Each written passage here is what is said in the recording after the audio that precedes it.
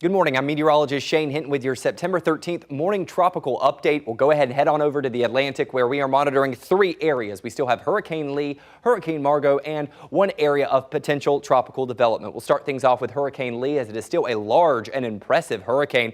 Still a Category 3 with maximum sustained winds at 115 miles per hour. Now moving northwest at 6 miles per hour. Now there's a lot of talk about this system on social media because many people curious as to whether or not it will be impacting the United States.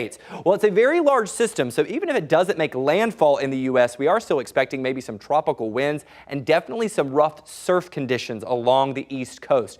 Now, the current forecast cone calls for it to continue moving to the north, eventually weakening down to a Category 1. It's as we make our way into the extended forecast that we'll have to keep our eyes on the New England area and also maybe portions of Nova Scotia, as it's still pretty far out in order to determine exactly where it will make landfall. You have to think these forecast models are better in the short term than they are long term. The spaghetti models are in kind of a unison about a small little wobble as it makes its way up to the north, so we'll definitely continue to monitor that very closely. As we head further out in the Atlantic, we have Hurricane Margot kind of doing a little loop-de-loop here out in the northern Atlantic. The good news, though, still not expected to impact land as it kind of just hovers out there. Now, as we make our way to the area of potential tropical development just off of the west coast of Africa, we have a 50% chance of development over the next 48 hours and an 80% chance over the next week. We'll definitely have to monitor this closely as it continues to push out toward the west and northwest. Just as a reminder, we are now moving on to the end name if it becomes a tropical storm or a hurricane.